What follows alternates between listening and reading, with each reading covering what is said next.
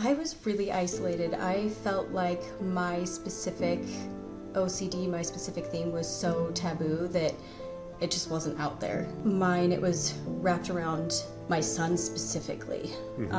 He's my youngest, and so that was really challenging for me. I couldn't be around my son for more than 30 seconds without having a panic attack. ERP helped me to navigate the uncertainty, I guess, and accept the uncertainty, because before I had to check everything all the time. I had to check my son was breathing, that of course the doors and alarms were locked and on, and now I can live my life instead of just surviving through it.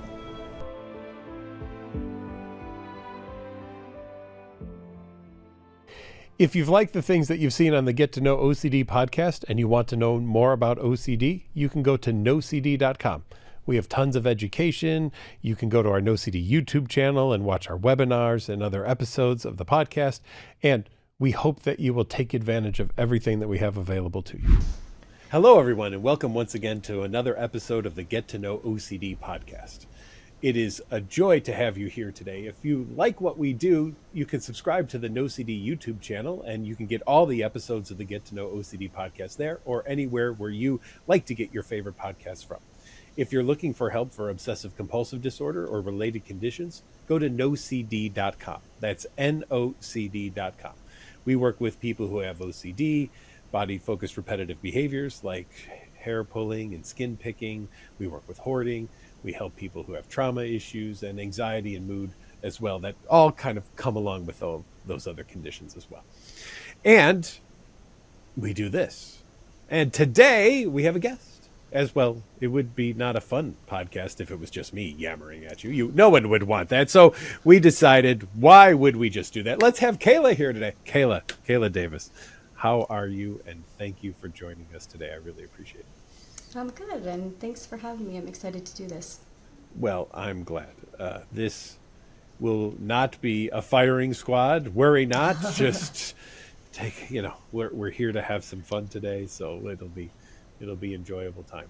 And just in case people don't know who you are, why are you here on a Get to Know OCD podcast?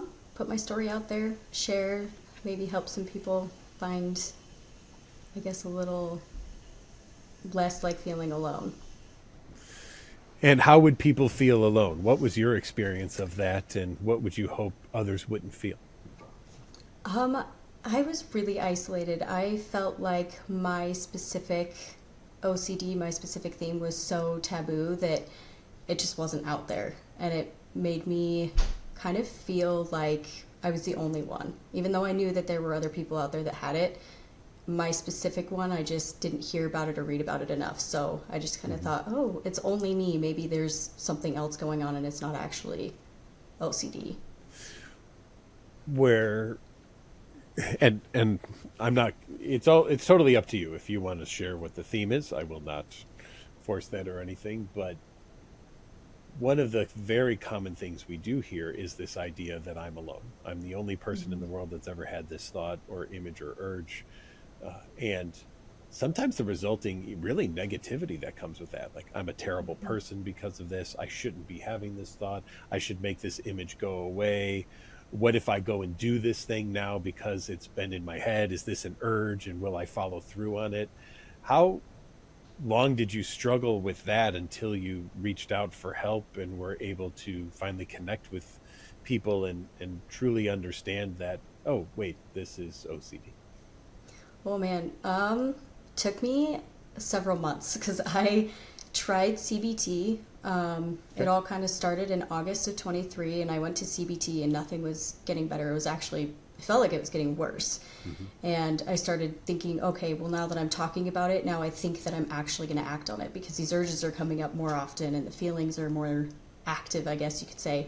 And so I started doing my own research of my symptoms and kind of what I was experiencing to make sure, because I thought I was going crazy and my therapist didn't see it. And so I was researching, and then I kept coming across NOCD. Like, every time that I would be looking at something, NOCD kept popping up. So I looked at it and I started realizing, okay, maybe it's OCD. Maybe I can go and figure out something else on this app. So I went on there and kind of went into the community, started seeing other people posting similar stories to mine, which I do have harm OCD and contamination OCD. And so with mine, it was wrapped around my son specifically. He's my youngest. And so that was really challenging for me to kind of try to find other people that had what I had, or try to connect and not feel so alone. And then on the app, I mean, I started seeing a little bit more. So I decided after several weeks to actually try a therapist. I'm glad you brought up other therapies. Cognitive behavioral therapy, revolutionary in the work that it did as we moved away from psychoanalysis or other types of treatment that were trying to figure out all of these things, versus more of a focus on what are we going to do about it. And as you said, sometimes because cognitive behavioral therapy is a pretty general term these days, sometimes people in CBT might provide more safety behaviors. They might focus on, why don't you do diaphragmatic breathing and muscle relaxation? And every time you have a thought that you don't like, replace it with one that you do. But you probably had that happen, I'm going to assume. Let me know if that's the case. And then it probably did feed compulsions then, I'm assuming, just made things worse, right? Oh yeah. She, my therapist, she didn't even know about OCD actually. And she just, well, your thoughts are the same as a chair. They're inanimate. They don't mean anything. Just replace it with 4 or 5 positive ones.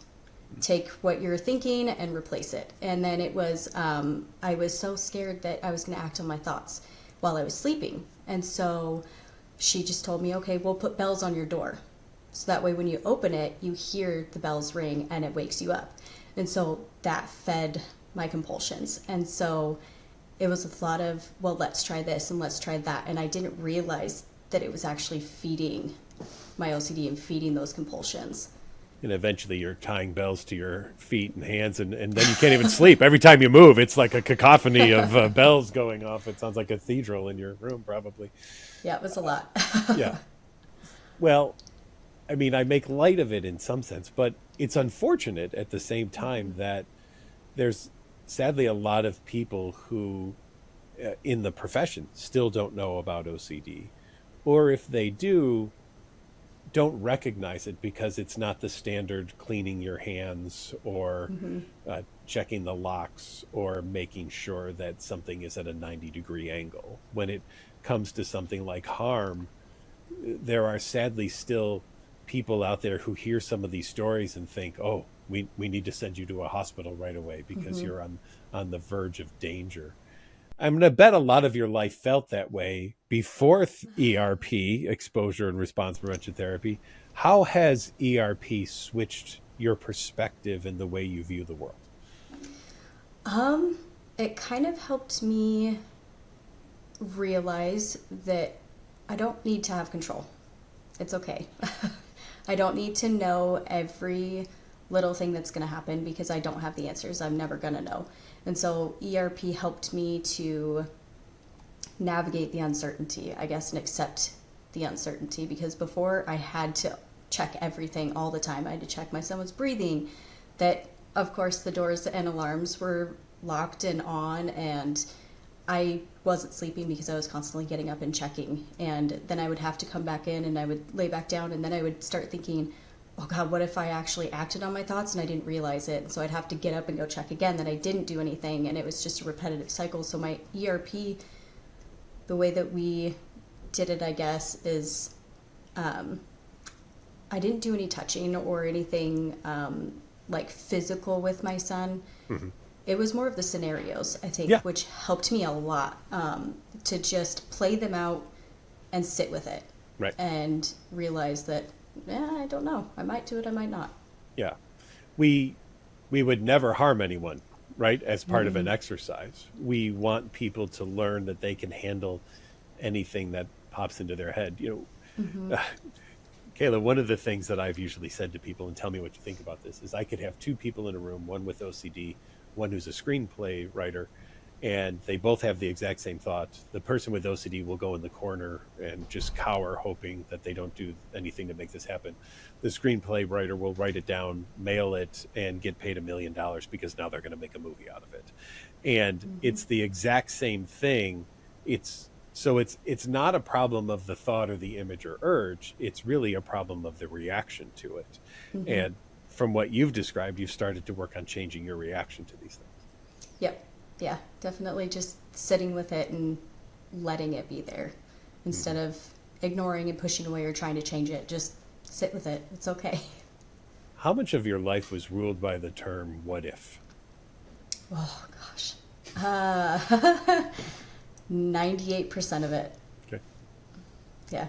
It was like every single day I couldn't take a breath without a what if going through my mind. And I'm going to bet, again, tell me if I'm wrong, but every day the what ifs got just slightly a bit more ridiculous than the day before. But you almost don't notice. It's kind of like your hair growing, I describe to people. Tomorrow I won't notice my hair being much longer than it is today, but I already think I need a haircut. So, it just, but did it just seem, were there days where you're just like, how the hell did I get here? Where did this come from? Kind of thing? Oh, yeah. Yeah. Constantly. I was never like this before. Like I was, but I wasn't, if that makes sense. Like it didn't click until I figured out that it was OCD and actually realized what OCD truly is, because from what I thought OCD was just I need to have my house clean. I need to have things in order a certain way. And then when I had my big, breakdown in August of 2023, that kind of opened my eyes to, okay, this is actually what OCD is. Yeah. And what kind of led you to discover, all right, well, this is not me, this is OCD? How did you kind of come to that conclusion and then put yourself on the path of finding treatment? It was honestly going to my first CBT therapist, my cognitive behavioral therapist, because I was so shut down. I went on antidepressant medication because of anxiety, and I didn't realize that my anxiety was caused from my OCD. And I apparently don't handle anti-anxieties or antidepressants. And so I was not aware of myself for 3 days. The images and urges actually came on full force to where I wasn't sleeping or eating for 2 weeks. And so I was just a zombie. I couldn't be around my son for more than 30 seconds without having a panic attack. Sure. And so I started going to therapy thinking, okay, maybe it was just the medication, maybe something isn't right with that and I just need to go talk it out. And that's when my therapist just kept doing that I was like, no, this is definitely something else. This is not just regular, this is trauma-based. There's really something going on. Yeah. So I just had to do my own research and find somebody that could actually help. And that's what a lot of people do, is they kind of start their own research on that. So Cayla,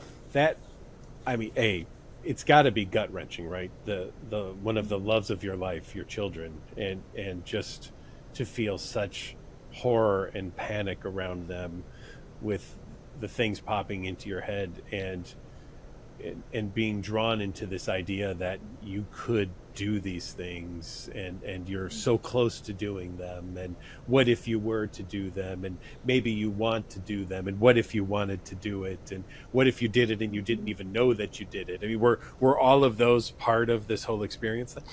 Oh yeah. Yep. All of them, 100%. And I was mentally checking a lot, mentally reassuring myself of, I don't want to do this isn't me. It was a lot of like arguing with my intrusive thoughts. Did you ever win? No. No. It's a total waste of time. Yeah, I love that one. I too have never won an argument with OCD in 25 years of treating it. I have lost every single argument to OCD, which is why I don't do it anymore, because I know that I'm going to lose. But there has to be a point, and this is where I love getting people's really personal stories on this. There's a point for everyone when they decide, okay, sure, whatever, and then moving on instead of, I have to do something to get rid of that thought or image or urge. I must neutralize it. How did it feel the first time that you decided, I'm just going to let it be there and that's what it's going to be? Oh man, amazing. It was like I could finally breathe. Yeah, it was a big weight off of my shoulders, and I started feeling like now I can live my life instead of just surviving through it. Yeah. And how has it changed? What's different? I am more present. I am not trying to panically figure out the future and try to avoid situations that may or may not happen, that I don't know if they're going to happen. So finally being able to just sit in the present moment and be with my kids and my husband and not have to worry about, okay, well, we might die in a car accident today, or somebody might break in, and it's good to just live. Yeah. I've often said that people with anxiety and OCD live in the past and worry about how it's going to haunt them, or live in the future and worry about all the things they haven't prepared for yet, or at least enough to what they think was prepared enough. And they don't live in the moment. And I'm wondering if you felt that, unless of course you're in a panic state, then you're in the moment, but you're just panicking. There's no joy in the moment. There's usually only some kind of negative experience.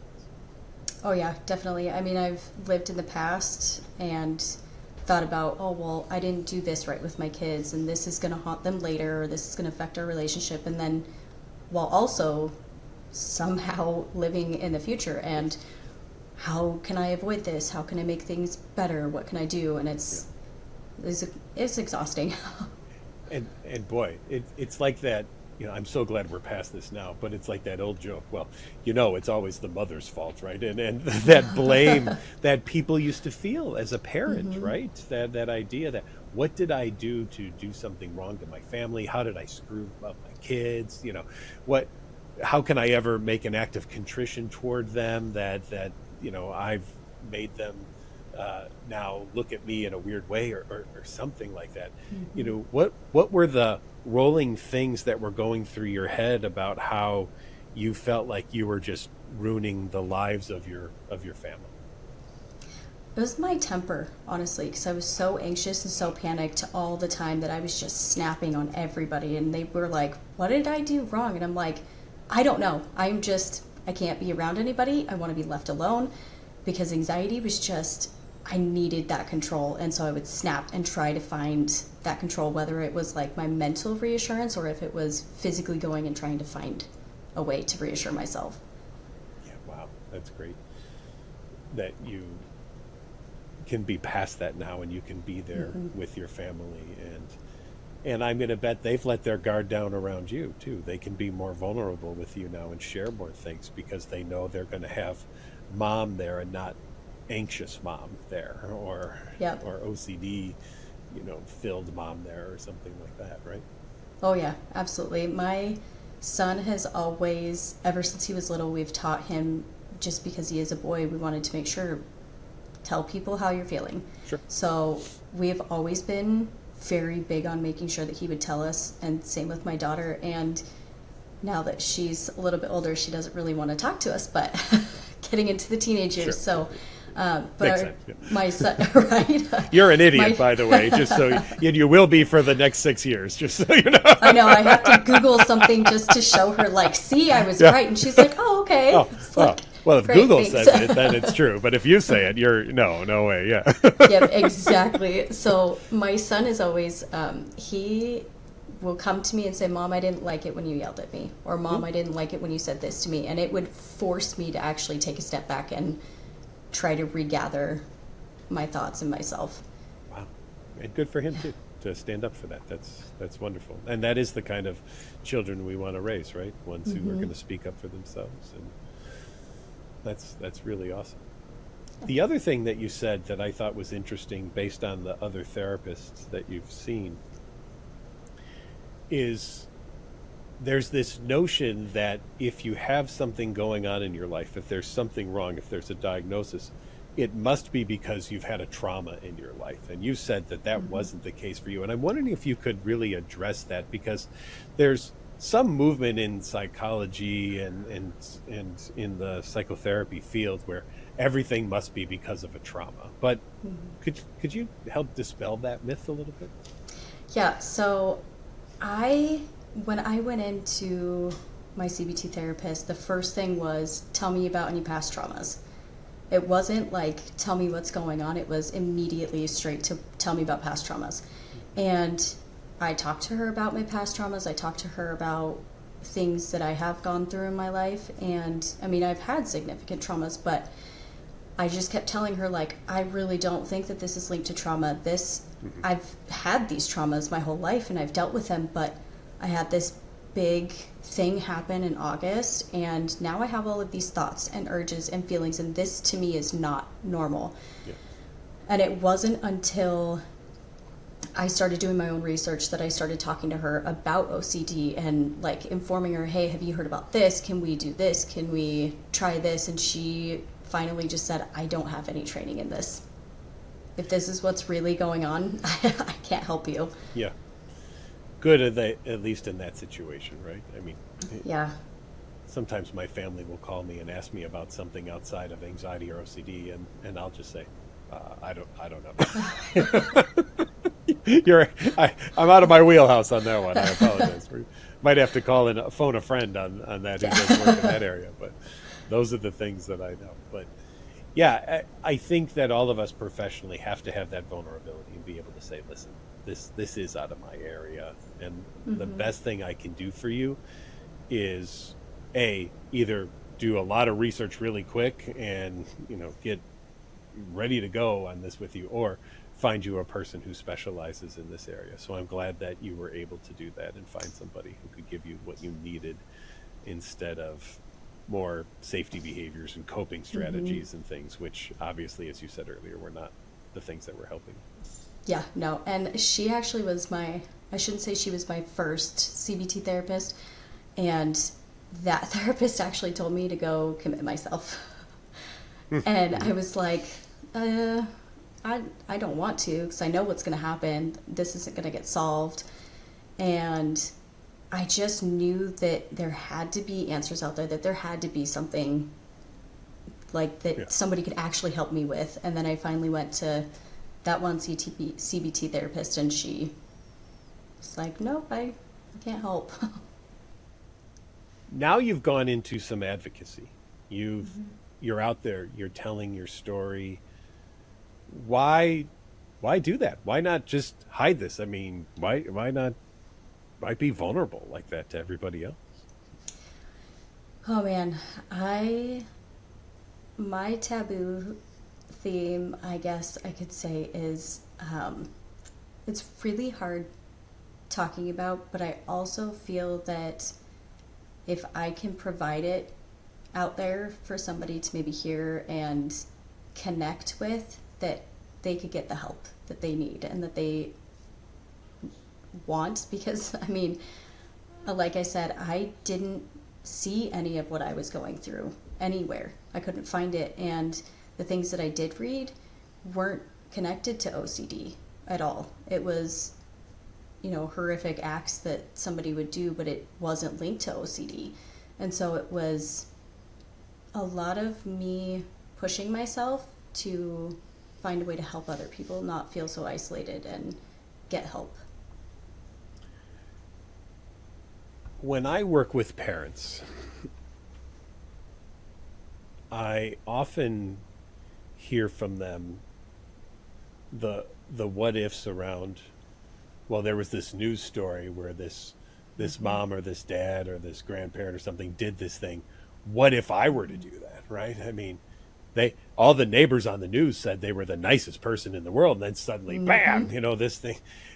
Did that play a role at all in you too? Did you hear these things yeah. and just okay? Tell us a little bit about that. Yeah. So I actually, I have talked to my therapist a lot about this, and I actually think that it was one of those news stories that I had read of a mom that strangled her kids. And I kind of panicked right before I took my medication and immediately thought, what if I become one of those parents? What if I take this medicine and I do this and I don't know what I'm doing? What if this happens to me? What if I end up in prison for the rest of my life? And it was a lot of comparisons, I guess you could say, of me then looking at other news stories and trying to find a link of, which was, I know, was a compulsion of trying No, to find answers. what? No. Yeah, maybe. Yeah. Oh yeah, big time. And so I spent a lot of time looking up like other stories of moms and what they did just to make sure that I didn't fit into that category. And knowing now what I know, don't read news stories. Don't. If you have OCD, just don't do it. Yeah.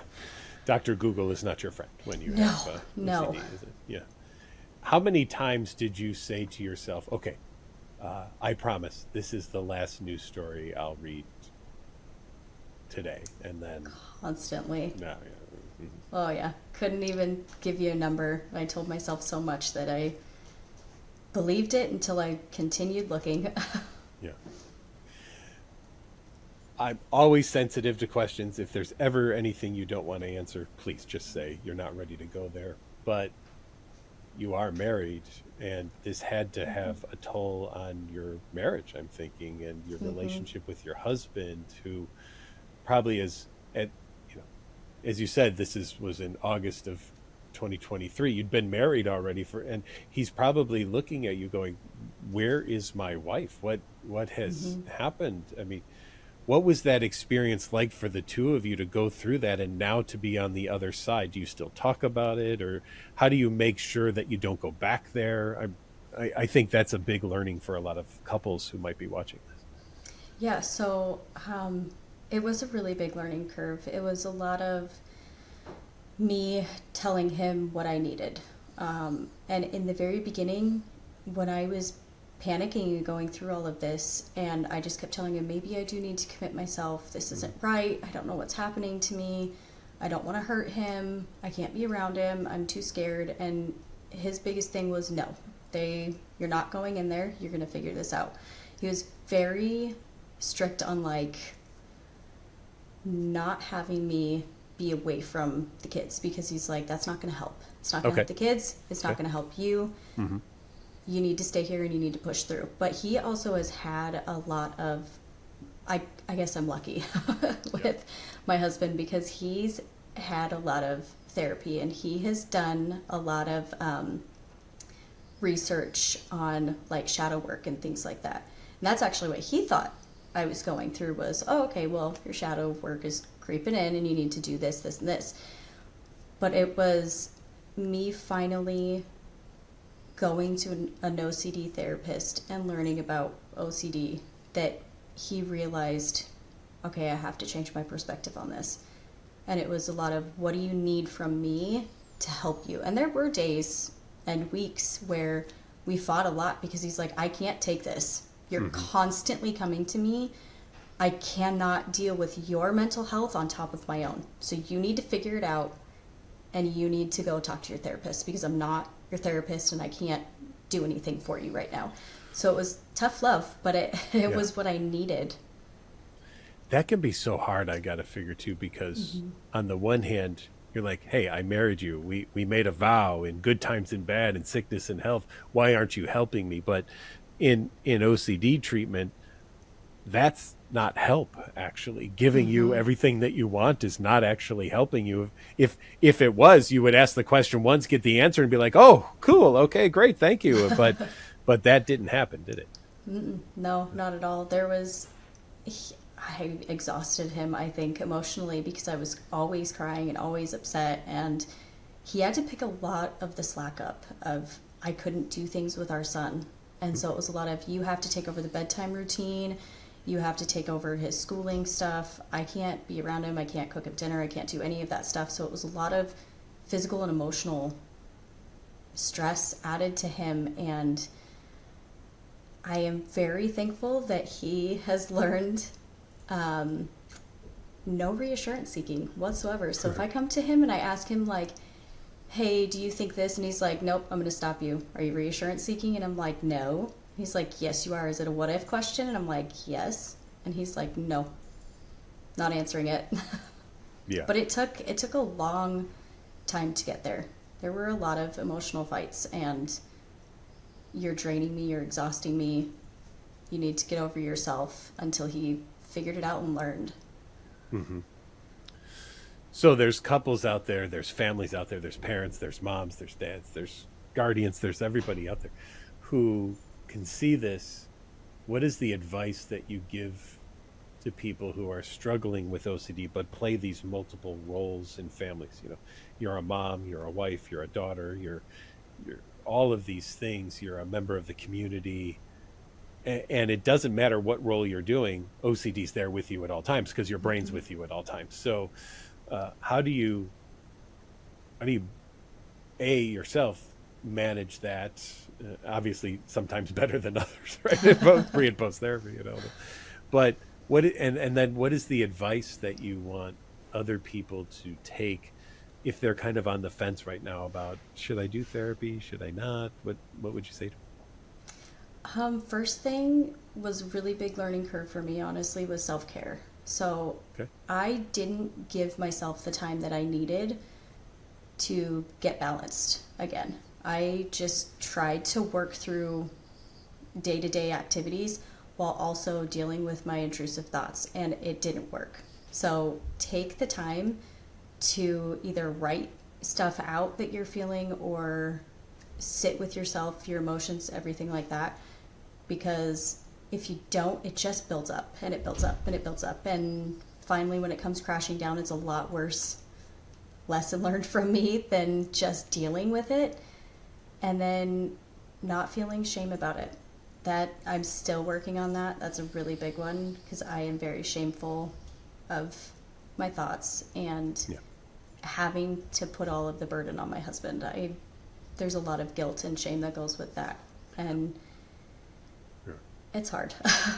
I'm really glad you brought that up, because I've always said I dislike the diagnostic manual definition of OCD, because it says the obsessions bring about anxiety or discomfort. But that's not it. They bring about guilt and shame and disgust and any other unwanted type of emotional experience. And I don't think people recognize enough how much guilt and shame is manipulated by OCD in order to get people to do compulsions. And I wonder if you could touch on that from your own lived experience. Oh my gosh, the biggest one that I can think of is the full body experience. Okay. I got the groinal response from it. The dreaded groinal, yes. Yes, and I was just panicked. just for people who might not be familiar, the groinal response is the tingling in the middle region, shall we say, that we feel we shouldn't be having in the situation we're having it. So that's the groinal. Yeah, so I, having that while having intrusive thoughts about harming my son was like, oh my God, what kind of person am I? What kind of mom am I that I would be enjoying this, that my body is enjoying this? This isn't right. How could I do this? And disgust came with it of, I'm a disgusting human being that I would, feel the groinal response while having these horrific thoughts. And then it was, am I a serial killer? Am I, am I growing into this? Is this what it's going to become? Because I'm feeling this response. And then just the constant chest whoosh, and my hands would go numb and my feet would go numb. And I actually completely dissociated for almost an entire year. And it was the strangest, most scary experience. It was literally like looking at my life through a screen door. Like I was there, but I didn't feel there. It was so weird. And the more I fought it, the worse my anxiety got. So that was rough. Yeah. And of course, the more you hope not to feel the groinal, guess what happens? Oh yeah, it's right there. Strong and immediate. Yeah. And thank you for bringing that up, because obviously it's a sensitive topic, and it's even sensitive for therapists. One of the things that we do when we're interviewing new therapists is we give case vignettes, and we talk about a case where there's a groinal response. And every now and then there's someone we interview who say, oh, I mean, right away, they need to go to the hospital. They need to be put away. We should call the police. This is offensive and everything. And we don't hire those therapists because they're not able to separate out those ego dystonic, unwanted types of thoughts and images and urges versus a desire. So how did you kind of get to a point where you recognized what that truly was versus what you were believing it was when OCD was in full force? I actually researched it a lot on my own, like what it was caused from, and I have a bachelor's in psychology, so I looked back at some of my books and I reread parts of the brain and the amygdala and all of that stuff and what it can cause our body to do, and so. And it actually took me a really long time to admit that to my therapist. Sure. That I was having it because I was so scared that she was going to say, that's not normal. Right. What's it like to have a therapist go, oh, okay. I questioned it a lot. I was like, is this okay? Because it was, the one therapist that I had with telehealth telling me to go commit myself, and then my second one saying, I have no idea, I've never heard of it. Yeah. And so having this one that's like, I know all about it. I've been treating it for a long time, and it's like, but is it real? Like, is this real? Am I actually getting this help? Because it doesn't feel real. Yeah. OCD sure as hell feels real, though, doesn't it? Yes, it does. Oh, yes. It's the number one question I get on my webinars that I do Wednesday nights, 7:00 Central, for anybody watching, is why does it have to feel so real? And I always say to people, because it has to, or else I don't have a job. Yeah. If it didn't feel real, you would not need help for it, right? You would have just been like, oh, well, that doesn't feel real, so whatever. You'd have moved on. But it did feel real, didn't it? Oh, yeah.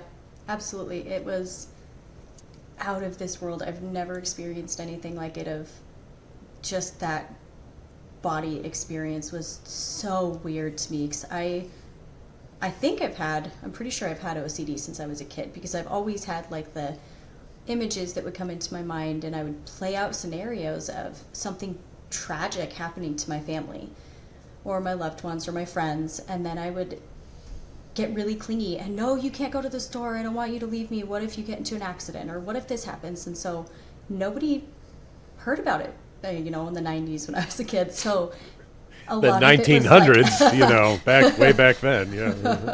Yeah. It was a lot of like, oh, you're going crazy, or we need to pray about it, or because I grew up in a very religious home. And so it was a lot of go give it to God's hands, go pray about it. And it was like, that's not helping me. Yeah. It caused more panic because my answers were not being, or my questions weren't being answered. And so, it was going from that to now. It's insane. I mean, we now know what it is. We now are understanding it, and the help out there is a lot better. That is interesting to, now that you're on this side of it, to do that historical perspective and be like, oh boy, I recognize that now. And even for families who are highly religious, we have scrupulosity sometimes, fears about what if I don't get into the afterlife I like, or blasphemous thoughts that can come in, and doubts. It just, OCD's nickname is the doubting disorder. And it sounds to me like you've struggled with doubt or uncertainty your entire life and have sought absolute answers to things. And maybe the biggest difference in your life now is that it's okay not to have that absolute answer, and it's okay to have doubt. Oh yeah, 100%. Finally living with the uncertainty is a strange feeling, but it is freeing in a manner of speaking. Yeah, I may fall down the stairs after this interview. It's a possibility, right? I'm going to accept that. And like you said earlier, someone might break into your house tonight. It is possible. Even if you checked all the doors and all the locks and they're all locked. Yep, I someone have could to still make do it. sure I force myself. I get one check. I get right before I go to bed, I make sure everything's done, and then I go to bed. And if I start feeling the urge, I will do my scenarios in my head of, okay, this is what's going to happen. And then I sit with it at that peak anxiety, and then I wait for it to come back down. And then I'm like, okay, we're good. We're okay. Awesome. That's great. I love that. And I think that those are great motivators to get people, what do you do when you recognize it? Even during the election, I had people who said, okay, I don't want to do more than X checks, as we were working up the hierarchy and we were decreasing the number of checks every week. And we even set up that if you go over the number of checks we agreed to, you'll put a quarter in the jar. And at the end of the week, we'll send that money to the opposite political party for which you'll be voting for in the next election. And people got so angry. They were sending 75-cent checks to the opposite party for which they were going to be voting for. But tell me what you think about this. When you find the right motivator, it's key, because I had people who were about to get fired, their spouses were going to leave them, and it was that 75-cent check that they had to write that pushed them over the edge, and that suddenly became the thing that just lit this flame underneath them to be like, oh, I'm so done with this now. What was your motivator? What was the thing that finally was like, that's it, I'm done. I'm not doing this anymore? My husband. Okay. It was he has voiced that he is really done. He's like, I love you, I care about you, but I can't do this. Mm-hmm. I can't keep doing the reassurance stuff. I can't keep up with the emotional stuff, because it was every single day, almost the entire day. While he's trying to work, I'm trying to work. It was just not possible. So it was kind of a push of, I need to fix this. And that's tough in a relationship too, to have to go to your spouse and say that. So how do you look at the future now? What are your thoughts about it? I don't look at the future. I like that. Yeah. Uh-huh. I just I go day to day. Good for you. If That's I look amazing. for something for tomorrow even, I start to panic, and I'm like, then I have to plan everything out, and I have to make sure that it goes according to plan. So I'm like, we're just gonna be in the moment. We're just gonna what's see best what for you happens then. today. Uh-huh. That's great.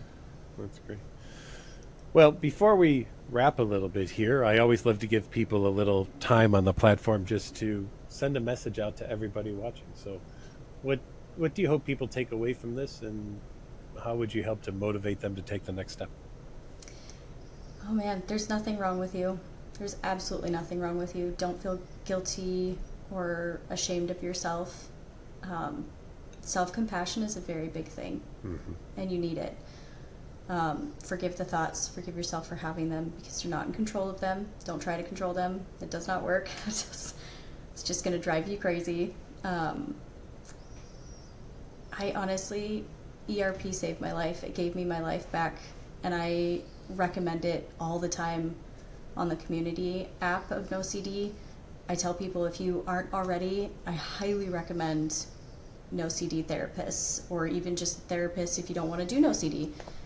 Find somebody who is specialized in ERP, because it will give you your life back. Absolutely. And that's all we want too.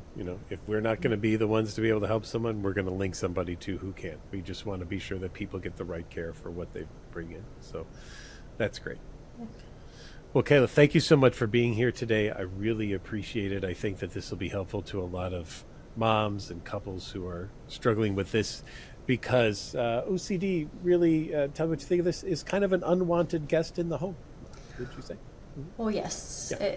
it definitely is. And I love my husband. He dealt with it with more grace than I was expecting. And if you're a spouse of somebody with OCD, I commend you. Like, I feel for you. I know it's a challenge, and just love and support your partner, because they're going through it, and they will get through the other side. Yeah. And sometimes the hardest part of that love and support means being with somebody while they're uncomfortable, instead of doing everything to make them comfortable, right?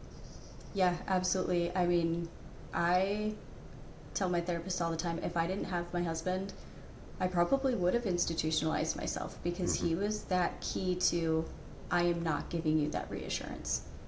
I love you, I want to be here for you, but I can't feed into it. Well, kudos to him as well. So. Thank you, Cayla, for being here today. I really absolutely. appreciate Thanks it. for having me. Awesome. And thank all of you for joining once again on another episode of the Get to Know OCD podcast. If you liked it, well, subscribe to the NOCD YouTube channel where you can watch more episodes and also all sorts of videos from our Wednesday night webinars and other interviews that we have done. And if you're looking for help for OCD or related conditions, well, check us out at NOCD.com. That's NOCD.com. We even have one of my favorite things, our NOCD 411 sessions. If you're maybe not quite ready for primetime therapy, or you've got a friend or family member who is struggling and you just don't know what to do or what's going on, you could book an hour with one of us and we could just help walk you through details of what therapy might look like or how to motivate somebody to do it or something like that. So again, go to NOCD.com. We'll see you again in the future for another episode of the Get to Know OCD podcast. Until then, make it a good one. Thanks, everybody.